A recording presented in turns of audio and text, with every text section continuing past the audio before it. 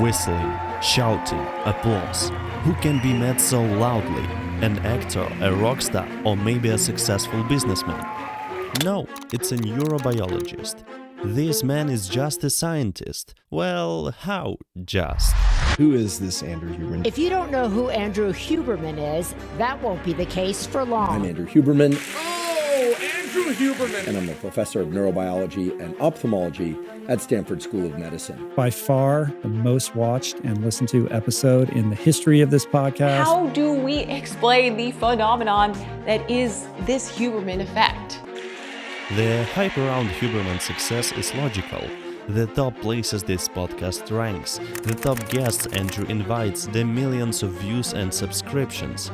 One may wonder, what is the secret of this Stanford professor?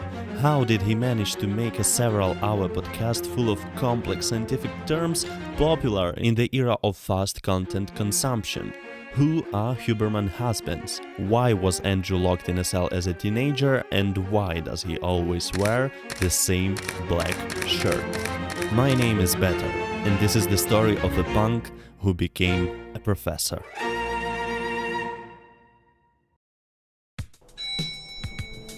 The 26th of September, 1976, Stanford Hospital, California. Andrew was born in Stanford, a city whose population consists almost entirely of Stanford University students, faculty, and researchers. So I was born at Stanford Hospital. The joke I have is I was born at Stanford. I trained at Stanford in part, and then I've been faculty member, so I'll probably die at Stanford, but hopefully a long time from now. Since childhood, Andrew seemed destined to become a scientist. His mother was a teacher, and his father, Bernardo Huberman, had a PhD in physics. Also, in the 70s, he worked at the research center Xerox PARC, where, as you probably already guessed, the laser printer was invented. In addition, the idea of creating a laptop as well as a graphical user interface first arose in this center. Of course, Bernardo did not invent all this himself, but belonging to such an organization speaks volumes. Father had many friends among scientists who came to the Huberman's house every evening. Andrew listened to their stories and saw people who were sincerely interested in science, and it resonated in his heart. Although he did not become a physicist, he was interested in another science. I always loved animals, and I've always been obsessed with animal behavior.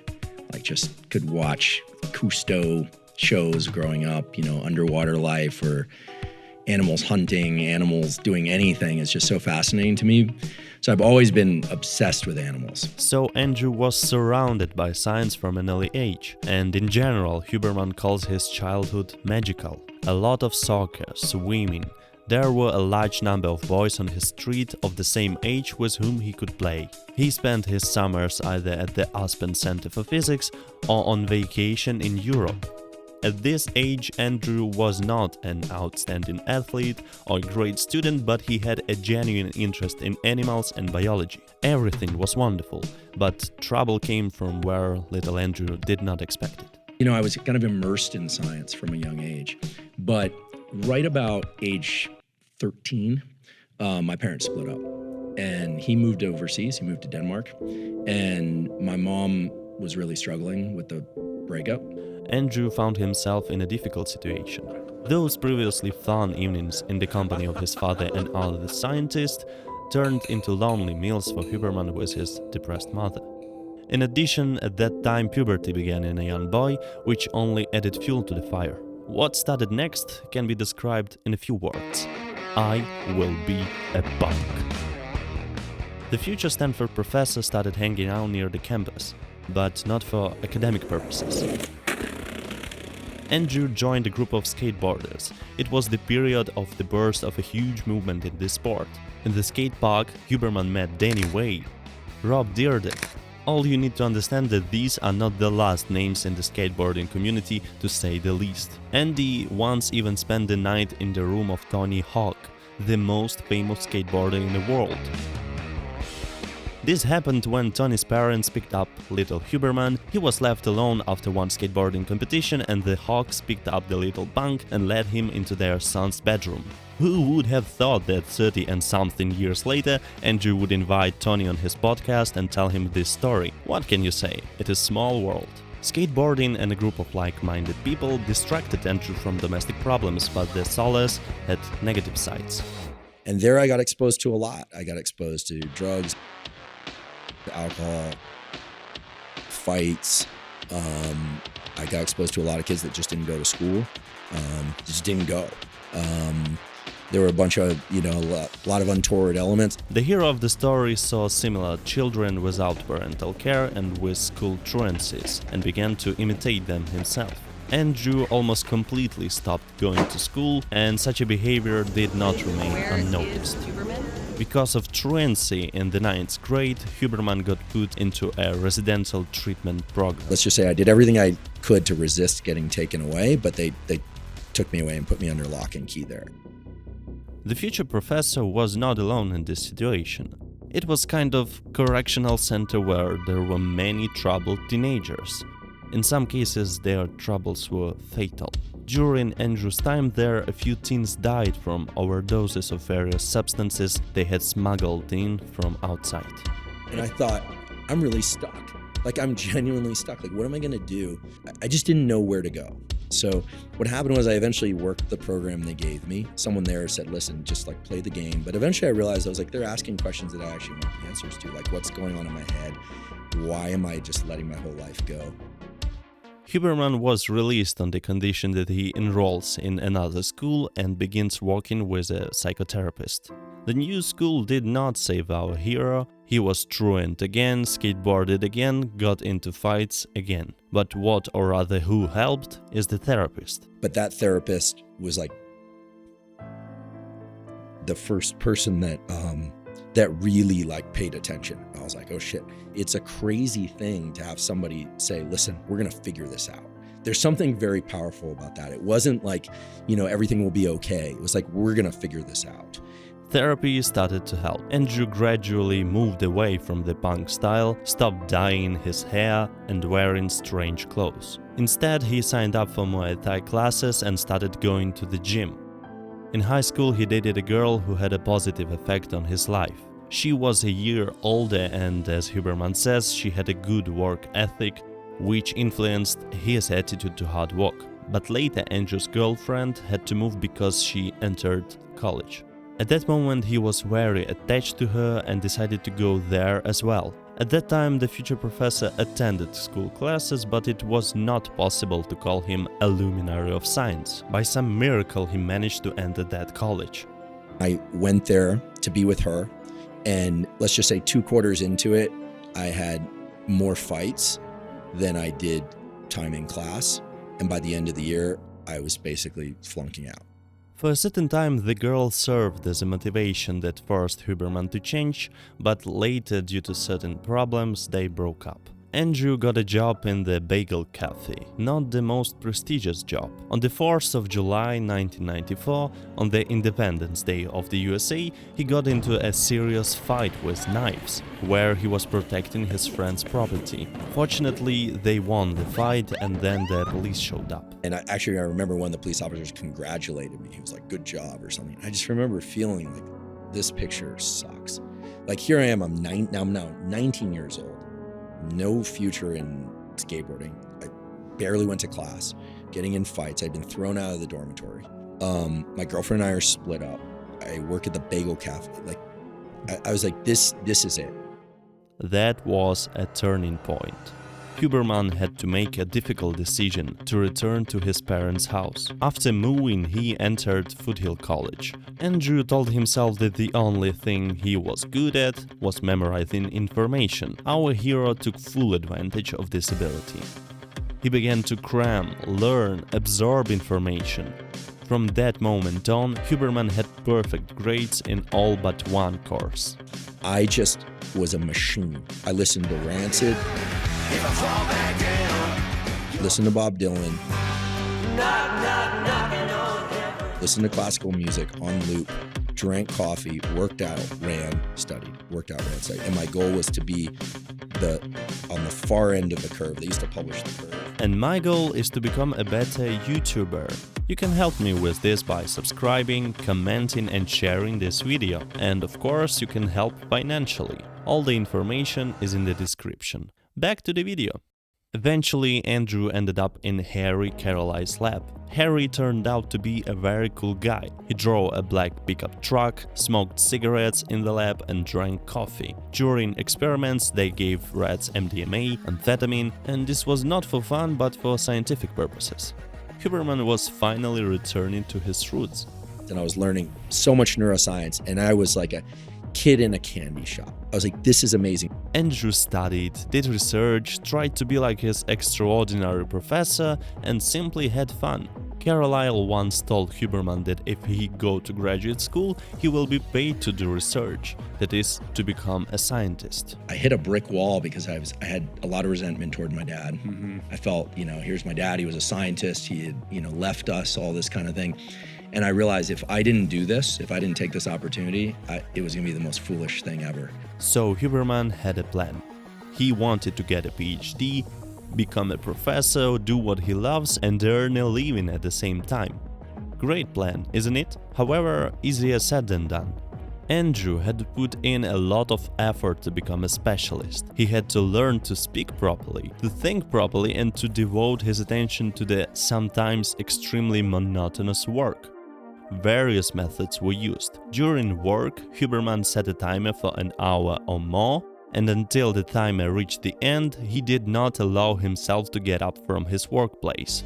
Here we can take a step back and outline a lesson I learned from a Stanford professor. Perseverance, concentration, discipline are all skills that can be learned. The more you do something, the better you get at it. The more you do things you don't want to but you have to do, the stronger your discipline and willpower will become. Andrew was completely focused on work. He stopped partying, he stopped drinking, he ended the relationship he was in at the time, which he felt could have hindered his progress. He directed all his efforts to the realization of his dreams. Sometimes he literally lived in a laboratory. Years of hard work passed. Andrew received the desired degree of Doctor of Philosophy and was looking for a new laboratory and a place for postdoctoral studies. Huberman didn't want to return to his native Palo Alto. Too many unpleasant memories were associated with the city. However, Ben Barres, Andrew's former mentor, made him an offer he couldn't refuse. He just said, come to my lab, you can work on anything you want.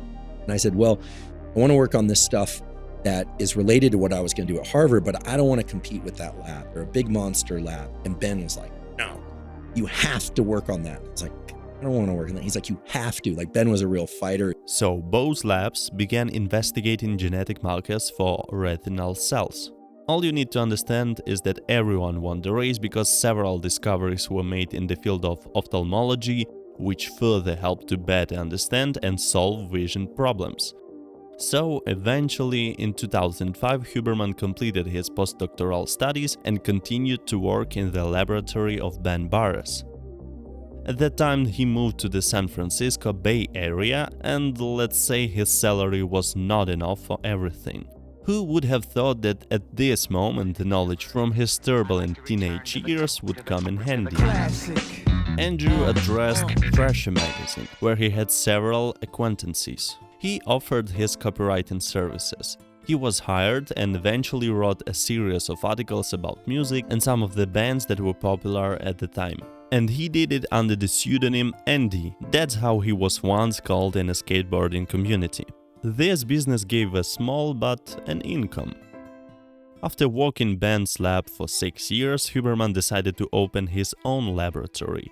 For this reason, in 2011 he went to the University of California in San Diego. At that moment, he finally received a degree and the office of a professor and began to earn about $110,000 a year. He bought a small house, a small bulldog, and began to develop his lab.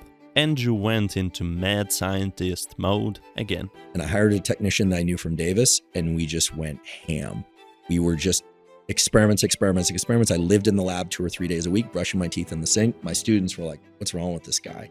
But we were very fortunate. We published a bunch of papers in great journals. More importantly, we were having a lot of fun doing research. I had all these microscopes. And everything seemed to be perfect. His career developed step by step. However, during this journey, Huberman had to experience many difficult moments. And I called Harry Carlisle in San Diego. So he was like, congratulations, next time you come through, you should have a pizza with me and Jane, his wife, and we can catch up. I'm happy for you. And then 3 days later, he shot himself in the bathtub, just killed himself. And I was like, whoa, like that was like, she told me that they had a son who had died in a motorcycle accident early on when he was in his teens. And Harry never quite got over that. In San Diego, Barbara Chapman was his PhD advisor, with whom he also became very close. At a certain moment, she started falling out of communication. Unfortunately, she was diagnosed with breast cancer. And now Andrew is giving a speech at her funeral. It was an extremely strong blow. According to Huberman, it was like losing a mother. The relationship between them was so close. Over time, the professor gradually overcame the tragedy. At that time, he was already working at Stanford. Once Huberman was having dinner with his colleagues, among whom was former mentor Ben Barres. Out of the blue, Ben looked at Andrew and said, "I think I'm having a heart attack." Ben was a medical doctor, so Huberman did not doubt his words for a second. They immediately went to the hospital. Ben said, "Don't tell anyone in my lab, I don't want everyone to think that I'm dying." But unfortunately, later that week, he had another heart attack. Ben began to throw in clots. Diagnosis: pancreatic cancer, date of death, the 27th of December 2017. And for the third time, Huberman is burying his scientific advisor, burying a close person. The professor broke down after that. Work was no longer enjoyable. He began to participate in risky activities, boxed without a helmet against stronger fighters, did cage diving with great sharks. Huberman needed to solve all the problems that had accumulated in his head. For this, he used the Hoffman process, a program aimed at getting to know oneself, one's problems, reconciliation with the past and with the world. There, the professor met Pat Dossett, a Navy SEAL and just a good person. They became friends. In late 2019, during a friendly chat, Dossett asked Huberman, "What are you going to do for the world in 2019? That was this kind of seed question. And I was like, I don't know. What I would do is I would probably post 1-minute clips on Instagram about the retina or nerdy stuff that I think it's really cool. So he was like, do it. And I was like, okay. And he's like, no, shake on it. Like SEAL team kind of guy. Like, okay. So we shake on it. I start doing that in 2019. Hello and Happy New Year. My name is Andrew Huberman, and I'm a professor of neurobiology and ophthalmology at Stanford School of Medicine. Over the course of 2019, Huberman actually published a series of short videos explaining what neuroplasticity is, how the brain works, what role dopamine and other neuromodulators play, what circadian rhythms are, and so on. But I cannot say that everything went easily. During those years, I was so frightened. It was like 2019, I just thought, gosh, I hope none of my colleagues see this. But if they did, everything I'm saying they know is true. I just hope they don't see it because they're probably gonna be like, I see on Instagram. I mean, I might as well have been on TikTok. Nevertheless, Instagram followers liked his videos, the audience grew, and Andrew was invited to various interviews and podcasts. But as all we know, a pandemic hit in 2020. Millions, if not billions, of people have experienced mental health problems due to isolation. The professor wanted to help in any way he could and decided to talk about stress, how to control it, how to prevent mental disorders, and so on. In total, in 2020, he visited about 30 podcasts. Among them was Joe Rogan Experience and Lex Fridman podcast. After recording the latter, Lex said that Andrew should start his podcast. So Huberman did just that. Podcast, where we discuss science and science-based tools for everyday life. From the very beginning, he had a vision of how it should look like. Black background, black shirt, bulldog occasionally snoring in the background. That's it. Oh, okay, we're gonna. And lots of science. No clickbait thumbnails, dynamic editing of famous guests. Only a professor who turned a podcast into real lectures. But by some miracle, this approach resonated with people. Already in the first months, Huberman Lab collected more than 700,000 views. The audience grew like a weed. Huberman made video after video, podcast after podcast, and eventually he started inviting guests. I really want to honor the incredible place that is Stanford, so I just invited a bunch of my colleagues on. Over time, the Huberman lab grew to the point where Andrew could invite basically anyone he was interested in. I like fitness. Well, here he is, Jeff Cavaliere. I like skateboarding. Okay, Tony Hawk is already in the studio. Podcasting is also interesting. Jocko Willing, Tim Ferriss and Lex Friedman will be happy to come. How about asking a couple of uncomfortable questions to Mark Zuckerberg? Well, for that you can visit him yourself. So, hello, Mark. Well, great to meet you, and thank you for having me here in your home. Oh, thanks for having us on the podcast. In the podcast, Andrew began to often delve into topics where he is not an expert. Of course, he is a professor, but knowledge in neurobiology and ophthalmology does not overlap with all areas of science. So first, I want to put a bold exclamation mark. Like all other people, Huberman makes mistakes. Several times, inaccuracies, misinterpretations of research, and banal mispronunciations were noticed. But in my subjective opinion and in the opinion of the experts who come to Huberman, in general, you can trust him. One of Andrew's strengths is his impartiality. He rarely expresses his opinion. I treat his podcast like an adult science encyclopedia, where at least 90% of the information is true and useful. With this in mind, I will talk about Andrew's positive influence on his audience. The professor managed to attract the attention of millions of people to science. His podcast currently has more than 200 million views, and that's just on YouTube. 4.3 million people have subscribed to it on this platform. An incredible result for a dude who basically gives science lectures. I can explain this phenomenon with several things. The first is the already mentioned objectivity of Huberman, a minimum of his own emotions and thoughts, a maximum of useful information. The second is an accessible presentation. Although the professor discusses complex topics, constantly uses scientific terms, he still manages to explain difficult things with simple examples. The third, people like to feel smart. When you listen to a professor's lecture where he tells how the brain and nervous system work and at the same time gives good practical advice, whether you like it or not, you think, I'm so cool, now I know something that 90% of the people on the planet don't. Although it sounds rather snobbish, it is the way it is. Despite the popularity of self-development nowadays, good knowledge in physiology and neurobiology is rare. And if the door to such knowledge is the publicly available free lectures of a Stanford professor, in that case I genuinely support such a situation. I'm not saying this podcast will make you an expert, but it can provide a good basic knowledge. I will say a few words about cultural influence. Dopamine is a good thing. Dopamine feels great.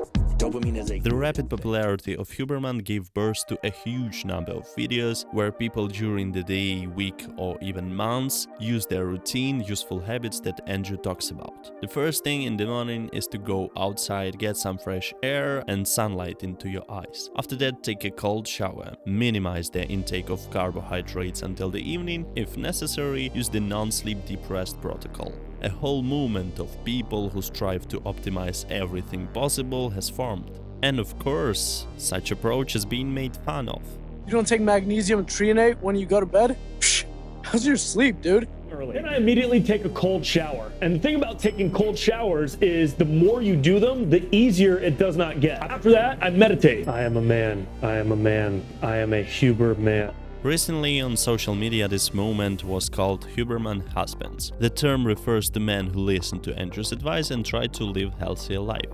But in addition to useful habits, there is another part of a meme, a black shirt with long sleeves, which the professor wears in every episode, in every one. In a moment I will tell you why he does so, but before I answer, I suggest you guess and write in the comments why he wears such clothes. A. He hates all other colors. B. He is sponsored by a brand. C. Tattoos. D. He is very hairy. And the answer is tattoos. Many tattoos all over the body. Andrew doesn't want to distract or scare the audience with something so unusual for a professor like a tattoo. So he decided to wear clothes with long sleeves. But why the black shirt? And that's because the great Joe Strummer, singer for The Clash, Mescaleros, wore a black button-down shirt while he would do full shows, and he'd be soaking wet. Full shows, like belting it out. The shirt was like stuck to his body, and I was just thinking, it was like the punkest thing I ever saw. As you can tell, the rebel spirit is still in Andrew, although he managed to tame it. As a result, we have the story of a person who had a genuine love of science since childhood. Life tried to knock Andrew off his dream path, but at the right moment, he managed to pull himself together to make all his dreams come true and to become that very Stanford professor. Although I doubt Huberman will hear this, but I would like to thank him. He had a positive impact on my life. Thanks to him, I learned as many interesting and useful things about the human body as I probably did not learn in my entire time at school. Please share in the comments your own experience from listening to Andrew, and if you haven't tried Huberman Lab yet, I sincerely recommend doing it. Take care of yourself and of the ones close to you, and last but certainly not least, thank you for your interest in science. Let me sit here and enjoy this pain.